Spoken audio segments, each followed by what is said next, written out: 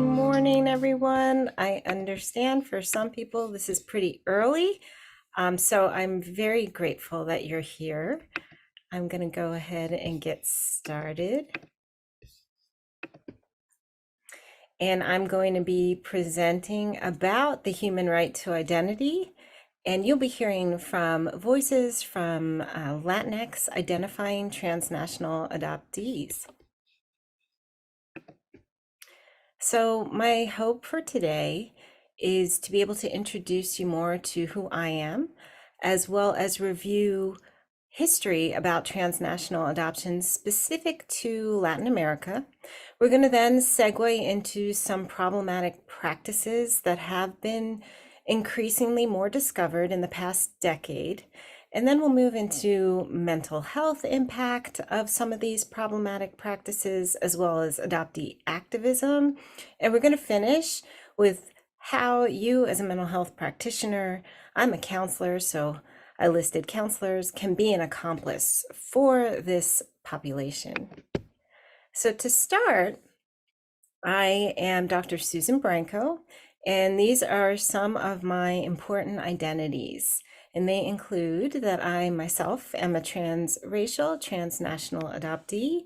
I identify as a reclaimed Colombian Latina. I was born in Bogota, Colombia, and I was adopted by United States white identifying parents. I identify as a cishet woman. I'm a counselor, educator, and associate professor with Palo Alto University in their clinical mental health counseling department. I'm also a scholar and researcher, and I have been a practicing licensed professional counselor since 2002. I maintained an independent practice for many, many years, serving populations connected to adoption, and that included many adoptees from Latin America.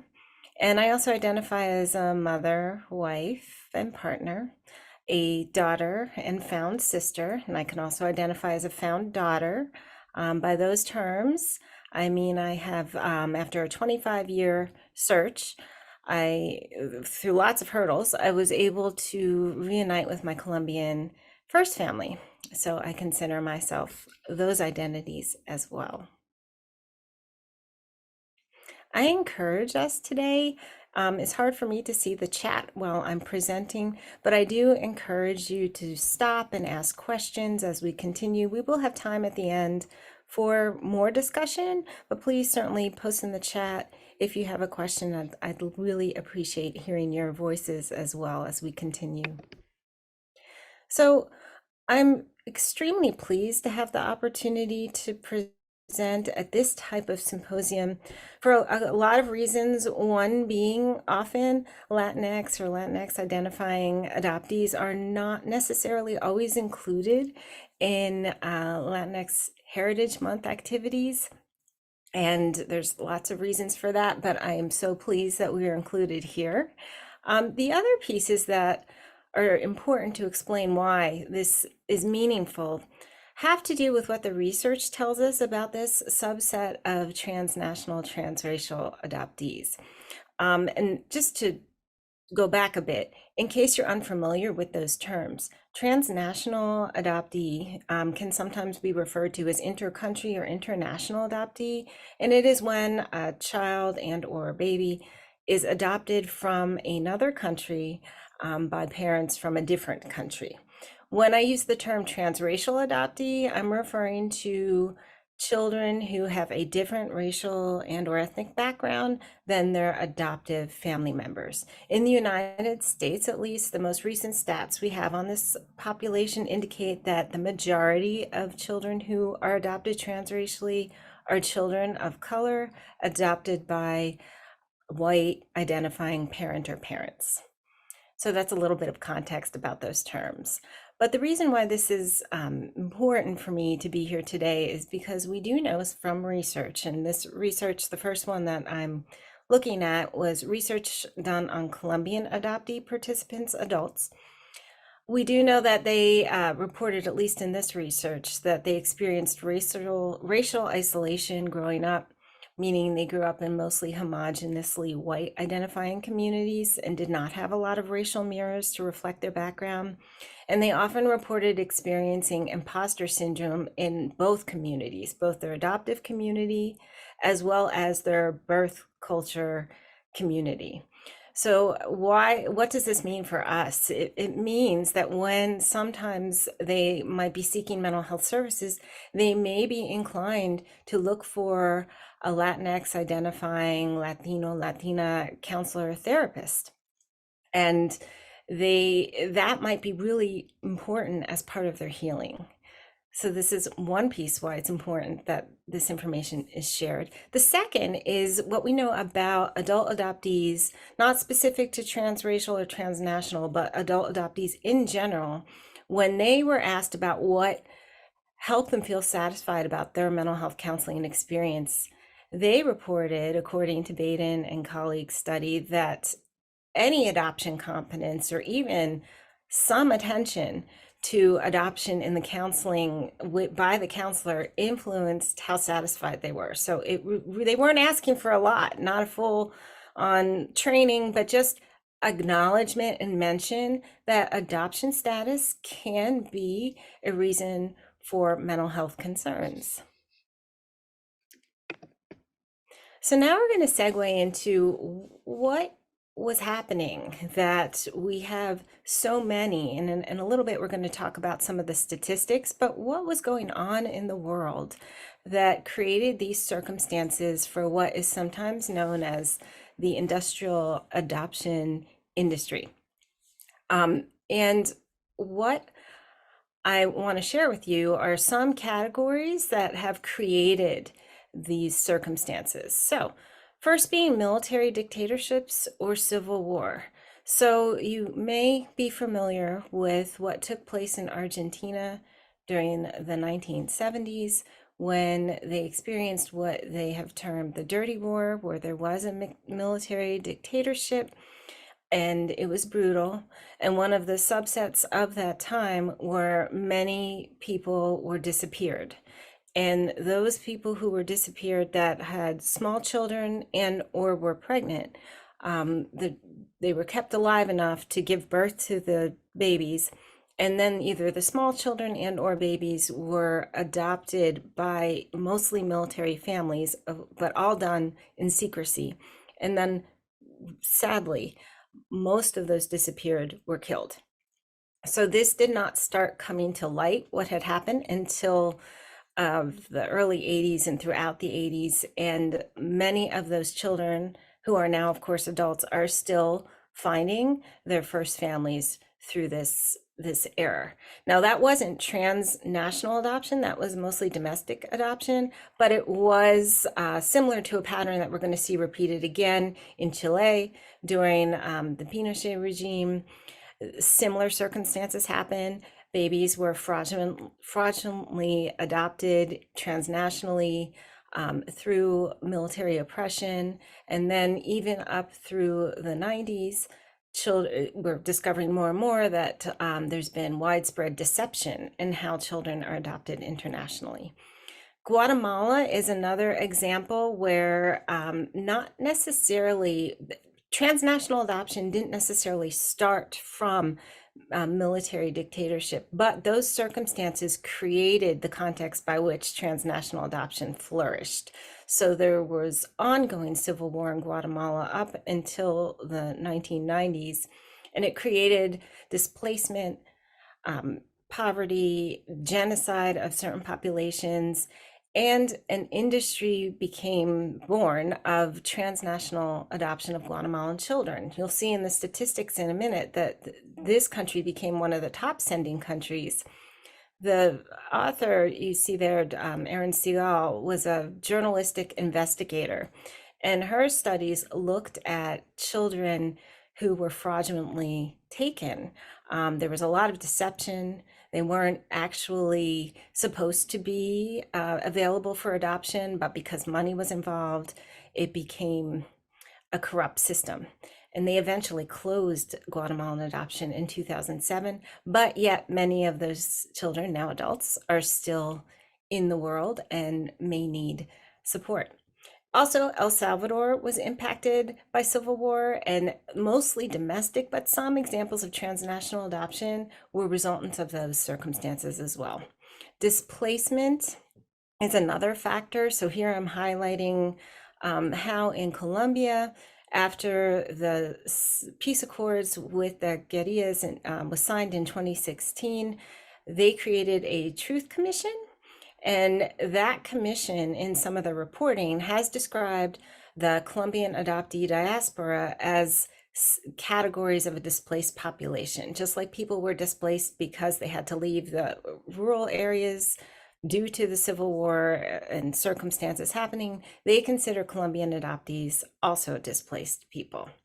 And then back in the late 60s, early 70s, there was decreased availability of available white adoptable children in both the United States and around the world. And that also fueled the interest in Latin America for transnational adoption.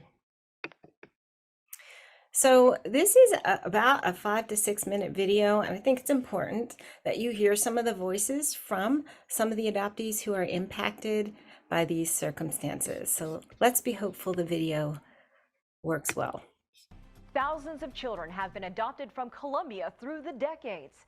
Many have gone to live in loving households abroad. However, their Colombian roots still call, and today some are looking for the opportunity to go back and reconnect. Others still hope to meet their birth parents. America's Now correspondent Michelle Begay followed this difficult and emotional journey that some adoptees have decided to take. In many ways, what motivates their quest to find their birth parents may simply be a search for self. The Bogota International Airport, a place of arrivals, departures, and reunions. And for Nicole Casala Culverhouse, this homecoming has been in the making for 36 years. Well, the initial reaction was really, I knew it was coming, and it hit me hard. Yeah. We flew over a rainbow. Yeah. But I didn't get to videotape it. I was like, get the rainbow. Nicole says the rainbow she saw on her flight from her home in the United States to Colombia is God's sign of a promise. She is about to embark on a journey in Bogota, and any little miracle is welcome. Nicole Casala Culverhouse is here with her husband, Jonathan, and stepdaughter, Jordan. They are here to support Nicole on a search to find her biological parents. Nicole was born in Colombia. She remembers she had a loving family, and when she was about 5 years of age, she was taken from them and put up for adoption. On the day that I left, my brother and I got into a little squabble. I don't remember what. And so he went down the street without me, and I was crying because he went without me. And I just crawled across the street. There's a little wall. I crawled on the wall and I just started crying. And one of the ladies in a black dress came up, and she was very nice to me. And she said, well, why are you crying? And I said, because my brother left me. And I don't know if she thought that meant I was abandoned or what, but I was right across the street from my home, so I don't know why my parents didn't see it. Those are among the few details she remembers from that fateful day. She doesn't know the name of her neighborhood or her family, only that her parents were street vendors who experienced hard times. I think because I was a street child, that I just kind of went with the flow. Yeah, I had no expectations of life, so, you know, I just remember being happy. In all my pictures, I was happy. A month after the incident with the woman in the black dress, Nicole and another Colombian boy were adopted from La Casa Orphanage by a caring American couple who at the time couldn't have children of their own. Nicole says she had a wonderful childhood and loving parents. Since boarding the plane to the United States 36 years ago, she had never come back to her native country until now, to search for the family she had lost. I want them to know that I turned out okay and that I still love them, and if I could reconnect, I want to make back those years. So The Colombian orphanage where Nicole was taken has given her and her brother's adoption papers. Nicole has decided to take both to the local notary to request their original birth certificates. Marcela Mariscal, a friend of Nicole's, is helping her translate. It seems the only papers on record are fake birth certificates, as they only have her adoptive name registered and no parents. Si una niña la encuentran en la calle. Bienestar familiar la coge y pone unos avisos en televisión y tú sabes si aparece o no aparece. Sí. Si no aparece, en bienestar familiar le pone un nombre, un apellido y una fecha de nacimiento. Porque medicina legal, evaluación, dicen este niño tiene 3 años, este tiene 4, este tiene 5. O sea que tampoco están siguiendo la ley porque no hay un registro. Es que en esa época no sé cómo funcionaba eso. Esa época era diferente. Si ve que esos registros no tienen lo que yo le decía a usted, claro. Nota de que se han respaldado uno con el otro, ahora sí se colocan las leyes. Entonces antes, ¿quién sabe? Todos los niños que están adoptando ahora sí van a volver a encontrar a su familia fácil. Claro. The six judge. I'm sorry. One obstacle, that's all it is. Nicole is not alone in the search. John Alberto Gutierrez was also adopted in Colombia back in 1984 when he was a few months old. However, unlike Nicole, John Alberto has his original birth certificate, his baby passport, and even knows why his biological mother put him up for adoption. In her words, she was too poor, without a job, without a family to help, and was also raising another 3-year-old girl. It'd be great to meet my mom and of my dad and my sister, knowing that I have an older sister. Just to say, you know, thank you. Gracias. Gracias por mi vida. You know, pretty much, you know, thank you for my life, because she made a decision that not a lot of parents either want to make or know how to make. She did it without any hesitation, it sounds like, from my papers. And that's a big thing for just even a person to have to do for someone. I mean, that there it shows you unconditional love. Even now, as a 28-year-old, John, or Juan Alberto as he likes to be called, believes there is strength to his biological bonds that cannot be broken. So I think there's a part of my mom that lives in me without even knowing her. And of course, loving music and loving dancing. I'm guessing that when I was in her tummy, she danced around a lot because I danced every time I had a chance. With his arrival in Bogotá, Juan Alberto is ready to begin the search. Hola, buenos días. Me llamo Alberto Ceballos. Buscar a mi mamá, Yolanda Ceballos Parucho. Juan Alberto prepared this message in Spanish to record for a Colombian local channel. City TV sometimes airs messages from people who record them in this booth. So I want to thank you for being willing to watch their stories. And I'm very interested to learn your reactions to what you saw, and or if you are a mental health professional, what are some mental health concerns that you can imagine a person like the people we saw might come in to seek counseling for?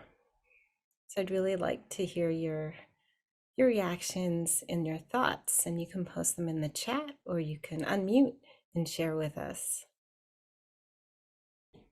Susan, I don't know if we have the ability to unmute.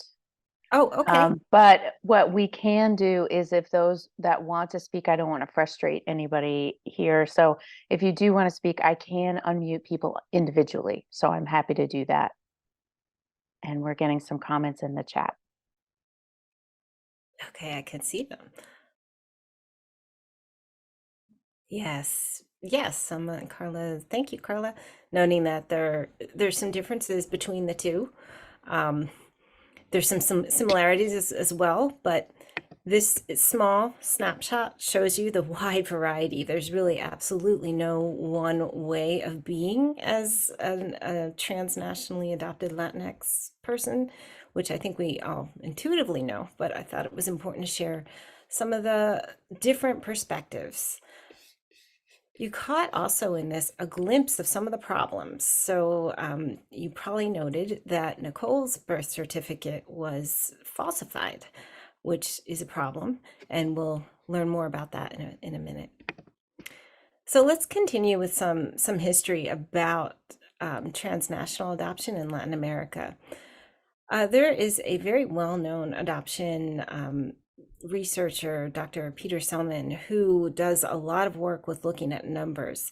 And I picked something that Dr. Selman wrote about in 2009. Specifically, you'll see why in a second, about transnational adoption in Latin America. And according to Dr. Selman, it really started in the 1970s or thereabout from Colombia, South America. So Colombia has been, there's many Colombian adoptees because it's been in practice as a child exporter for longer than some of the other countries. However, by the 1980s, 6 countries in the top 10 child sending country list were from Latin America. So it quickly took hold, and many countries were in that category. It's hard to get full global numbers of all the children who are now mostly adults from Latin America. But one group, the same group that is doing the Truth Commission in Colombia, estimates that at least 50,000 Colombian children have been transnationally adopted since the inception of the adoption program. And that is just Colombia. So that does not include all the other countries. And some of those that you see here, this is an article about the, as it says, the rise and fall of inter-country adoption. So international, transnational adoption was at its peak in the early 2000s. Since then, it has really decreased and leveled off. But what we are noting here is the numbers from Latin American countries. So Guatemala, as I referenced earlier, was the top sending country from Latin America up until 2007, and that is the year 2007, 2008, when they closed permanently. Second to that was Colombia. And then as you can note, other countries follow, but many numbers of children coming from Central and South America, and they included the Caribbean here as well. So what exactly went wrong here is what I'm hoping that you'll learn and walk away with today. In the past decade, it has becoming widely acknowledged that there were corrupt, illicit, and in some instances, illegal practices during the boom of transnational adoption. Particularly, I'm focusing on Latin America, but we are finding this to be the case throughout the world. A group of researchers led by Dr. Palacios, who is a professor in Spain, indicated that over time, the practice of adoption has been challenged by troubling, unacceptable evidence about stolen babies, the oppression of birth parents, and the abuse and/or neglect of children. It's important to recognize that many members of the Latin adoptee diaspora have been in community, some before this, but certainly at the advent of the internet and listservs, and then it morphed into social media. But acknowledgement or recognition that something wasn't right was something that many of us were aware of way before 2019 or whenever this started to become acknowledged by academics and people in positions of power. I want to move to laws.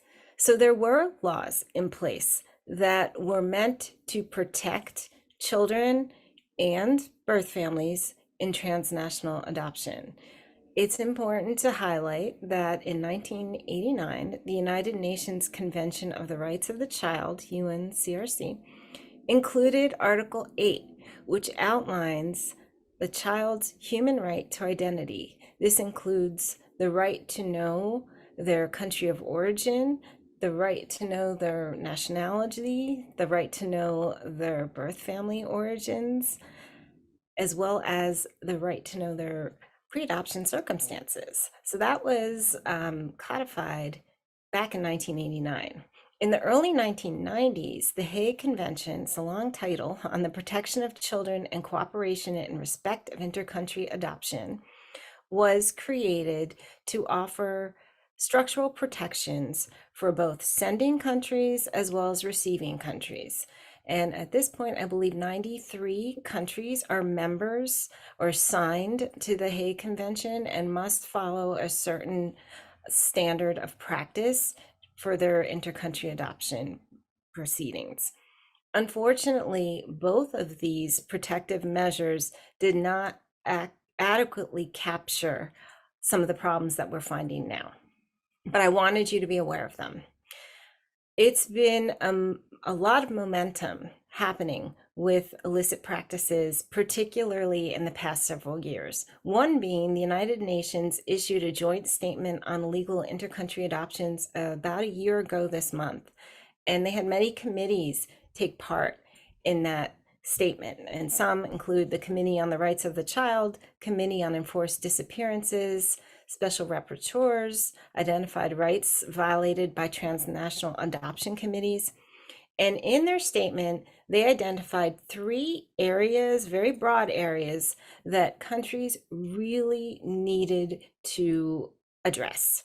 And they include the right to truth for adopted people and birth families, and the search for abducted children who were abducted but then illicitly trafficked for transnational adoption.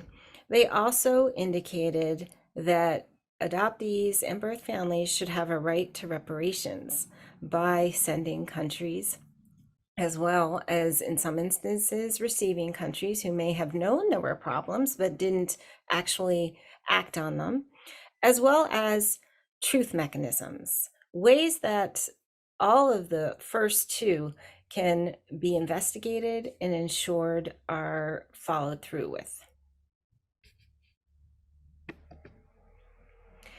I now want you to hear a shorter video about Chilean adoptee stories, and apologies if the ad comes up. Yeah, I got a little pop-up notification on my phone. I'm like, oh, man from San Francisco reunites with his family in Chile after being stolen or something. I think that was it was like the title, similar to that. I'm like, oh, I'm from Chile. Let me click on it. And then I had no idea any of that stuff was going on. And then you provided the information of the agency on the website. So I uploaded my info on the registry. And a half hour later, they're like, yeah, we found your birth mother and your half sister.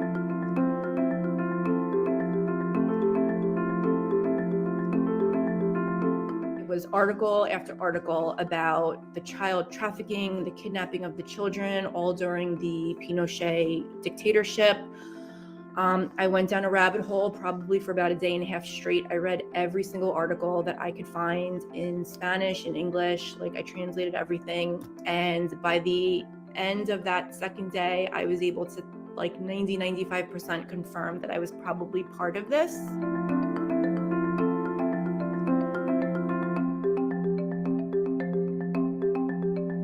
Yeah, I'm very grateful. I wasn't looking, and just to have it go full circle in my life, almost 40 years old, is pretty amazing. Yeah, and I didn't know what to expect when I met them, but couldn't have went any better. They showed me nothing but love from the minute I got there to the minute I left. It was amazing. It's my job now to piece everything together. So I can't wish it didn't happen. I wouldn't have my parents, I wouldn't have my family, I wouldn't have my husband or my children. And that's hard. You can't wish that to not happen. But now I just have to mesh everything together. So it's not that I have 2 families, I have one very large family now.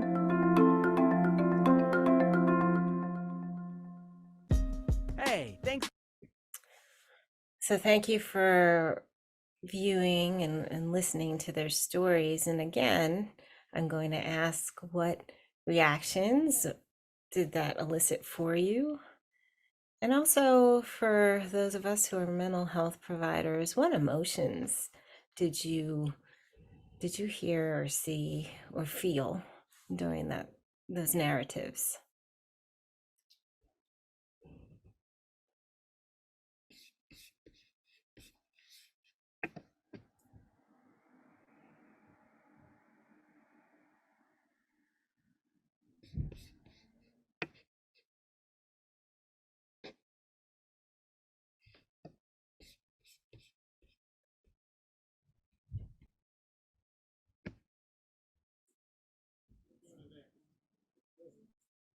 Did anything stand out for anyone?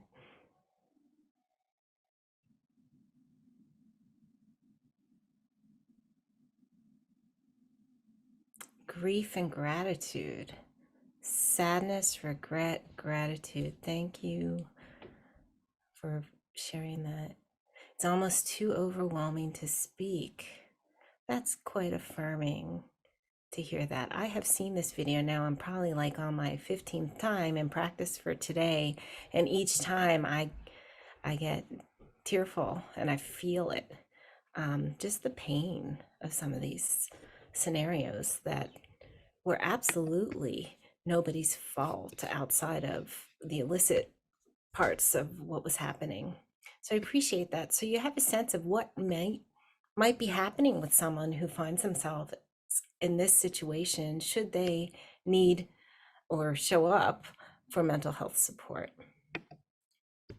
So let's talk some more about what exactly is defined as illicit adoption practices so you can have a sense of what went wrong here. They include both illegal as well as unethical adoption activities. So it's important to note that both have been joined together to talk about illicit adoption practices. In 2020, again, as I've mentioned, this has really taken on some momentum, and a group in the Hague Convention, the law that I described to you earlier, they convened a committee to look specifically at illicit adoption practices. You're seeing the name Long here cited a couple of times, and that's referring to an adopted person themselves who's also transnationally adopted and a huge advocate and ally for our community, who put together a group of adopted people from all over the world. And that group was invited to be an observing group of this process to ensure that nothing was missed as they looked at the categories of illicit adoption practices. And those include the abduction, sale of, and traffic of children, misrepresentation of identity. So let's think back to Nicole's story with the fake birth certificate, misrepresentation of adoptability of children of unknown parents. And what this is referring to is often you'll hear that a child is a quote unquote orphan, when that is not in fact the case, that there are living parents or parent or family members that would be able to parent the child. And then the next one is no preservation of and access to records. This is something that's particularly relevant, at least to me personally, but many other people I know of in Colombia, where records have either been supposedly destroyed in a fire or just weren't kept, and or if they are there, getting access to those records is a Herculean feat. So here's a graphic that looks at what exactly is the process of illicit practices. And it's talking about a broker knows that someone wants to buy a child for a large sum of money. So once you add in financial pieces to this, it keeps the cycle going because there's a financial gain. Pregnant women in a poor community is only offered adoption as a solution to the problem, and not having a lot of support. Financial support is offered to cover medical bills, basic support. Money is exchanged, the baby or child is taken away and sold via adoption, and then a new birth certificate is issued to identify the adoptive parents as the child's born to parents. And that's what happened with Nicole. That's just one example to give you a sense of what has happened in the past. And I'm so sad to say this, but what is still happening in certain instances. I don't want to forget our Guatemalan brothers and sisters. I don't have a video, but I did want to make sure that you're aware that now many of those children adopted in the 90s through up until 2007, 2008 are now adults, and they are discovering, sadly, that their adoptions, many of them, not all, but many, were completed under fraudulent circumstances. And the person I referenced before, Erin Segal, part of what her research showed not only were there fraudulent practices, but there was awareness of these practices by the United States government as early as the late 1990s, and nothing was done about it until finally they closed in 2007, 2008. So I want to make sure you're aware of that, because this is it's somewhat of a large group, because you saw it was the top sending country who may be seeking mental health support. About a year or so ago, I and some other researchers did some research on Colombian adoptee reunions with birth family members. And that is not a part of what you're seeing here. What we discovered is that so many of them, upon reunion with their birth families, learned that there were some problems in their adoptions that they had not been aware of growing up, or nor had their adopted parents been aware of. So these are just two quotes from what we learned in a secondary analysis that we did of the original reunion study piece. And Catherine, and these are all pseudonyms, said, "A huge piece of this has been my ongoing work connecting to my Indigenous heritage. Since learning that my adoption was non-consensual, it has strengthened my belief that my adoption is part of the continued genocide of Indigenous people through forced family separation." So there, Catherine is linking their Indigenous background to what has happened to Indigenous people globally. Certainly has happened here in the United States. Next, Elkin said that because basically she told me, and he's referring to his birth mother, my grandparents back up the stories, that they basically approached her, they being the medical professionals, like a day after I was born, and they told her, and this is like the Colombian side of things, they told her that I had some rare heart defect and that I needed emergency surgery to live. She was quite poor, and they basically just gave her the ultimatum: sign him away, and there's white folks out there with cash in hand, or you can keep him and he'll die. So when Elkin first reunited with his birth family in Colombia, he shared that one of the first questions that they asked of him was, "Are you okay? How is your health? Is your heart okay?" And Elkin had no heart problem. In fact, was completely healthy. So that was a complete deception. And that deception is something we hear about in other countries, Chile, different countries that have been referenced today, where either they're told that there's a severe medical issue that they wouldn't possibly have the funds to take care of, and or some women are told that their children were stillborn or dead, and they find out later that they weren't, that they're actually living, and they were illegally transacted through transnational adoption. So how does this impact mental health? What happens when all these contextual factors are part of someone's growth? So we do know, and this probably is not surprising based on what we've seen and heard from the narratives today and what you know in general, that missing pre-adoptive factual information can contribute to identity development challenges. This certainly makes a lot of sense when we think about what people need to develop a healthy identity. If what you need is missing or not accessible, that can be very problematic.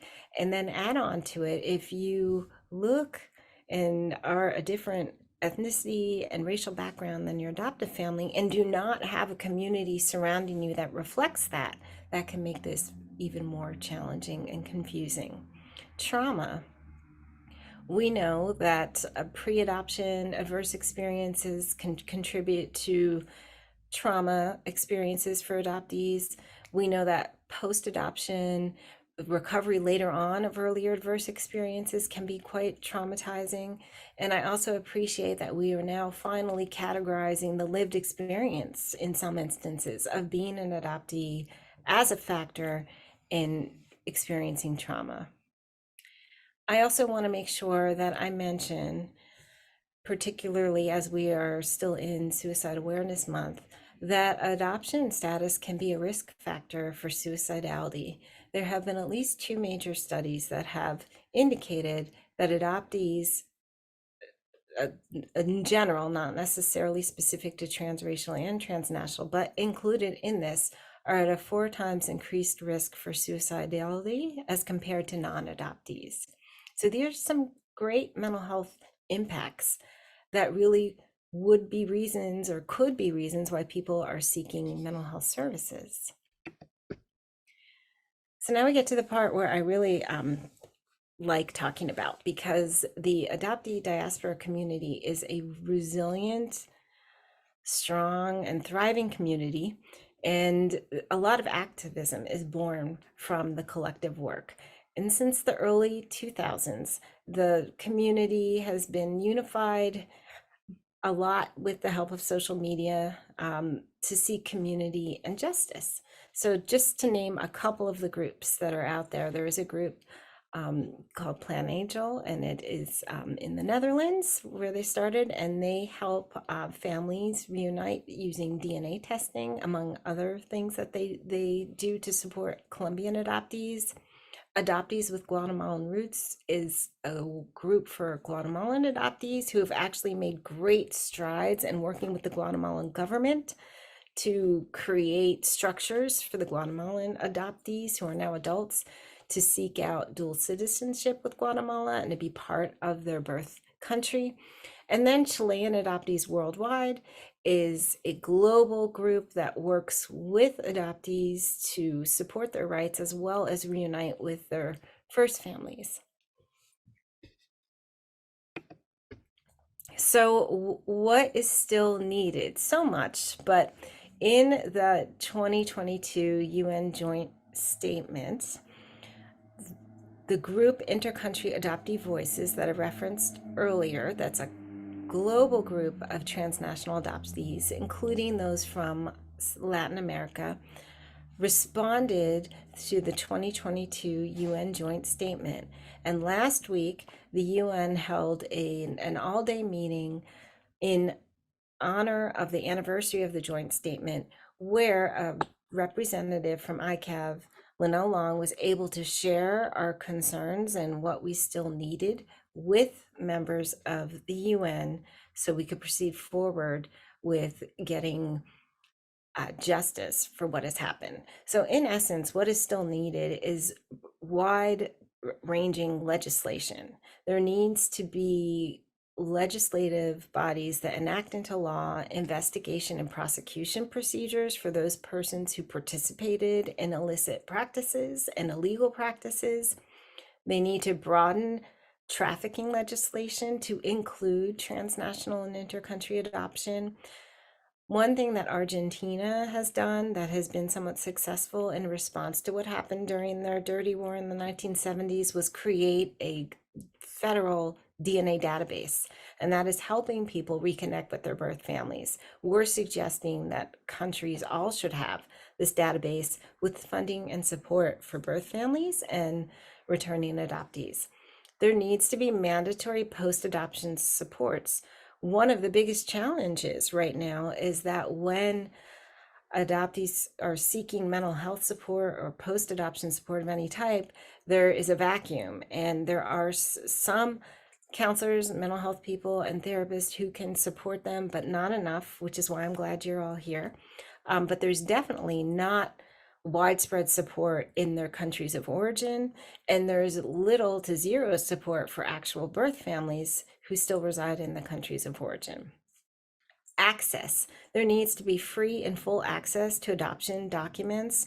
Right now, I can only speak about Colombia because that's my reference point. They will help, but it is a very cumbersome process, and you can do it online, but it's not easy. So that needs to be something that is free and full across the board. There needs to be access to birth family reunion support.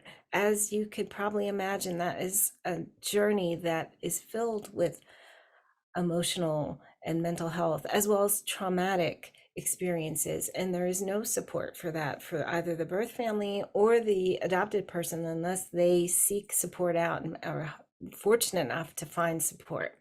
There needs to be reparations. That includes public acknowledgement by sending countries about what happened, that this did happen.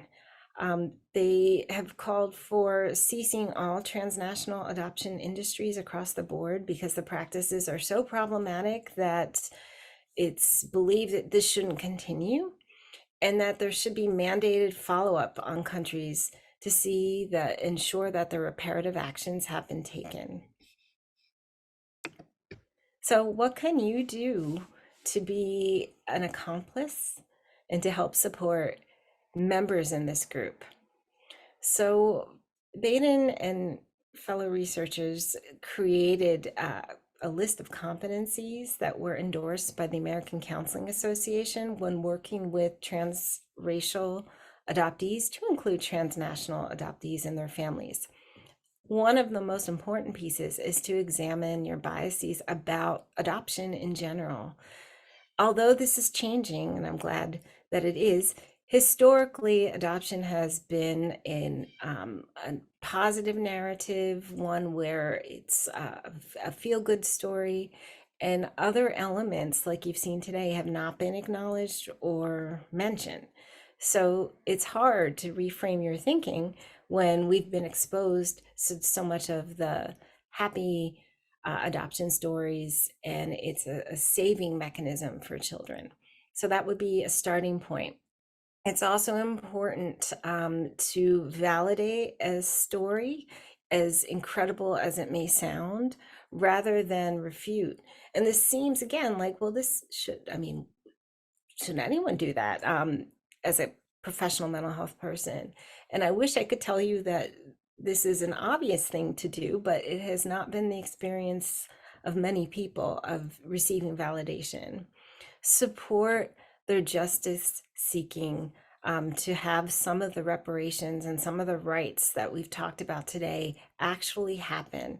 Support their progress, including signing petitions or going to meetings or working with your clients to find other community members that they can become in community with, and ensure that it's collaborative advocacy. So not doing on behalf, but doing with their permission. Also, it is important, and I'm so glad that you have some awareness, and probably or hopefully you had awareness prior to today, but now you have even more.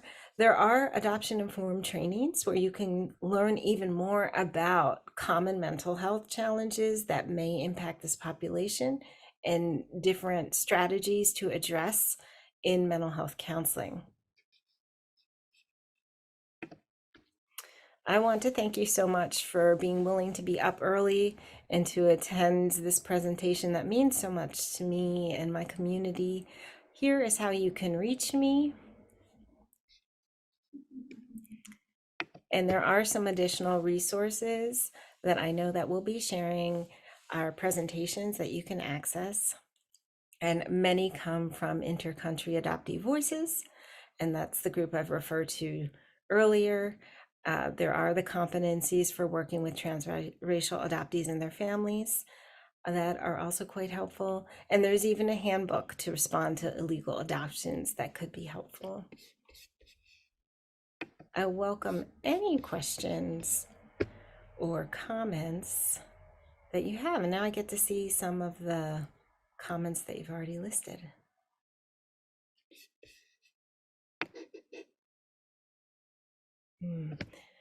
I'm noticing the comment about how upsetting this is because it's still happening.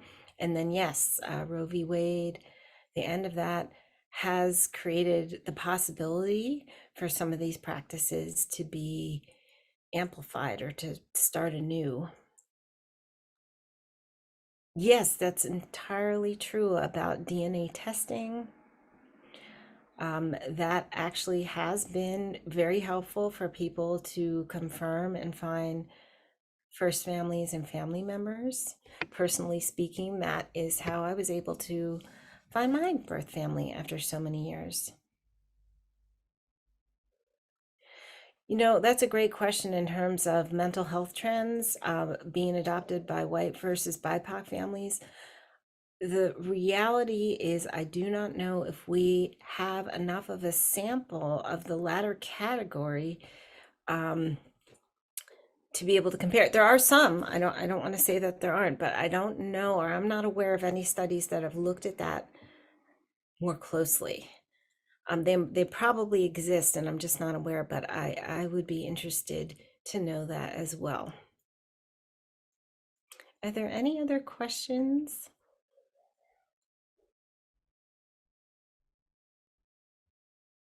Thank you for completing the survey, and thank you again so much for being here this morning. I really am grateful for it.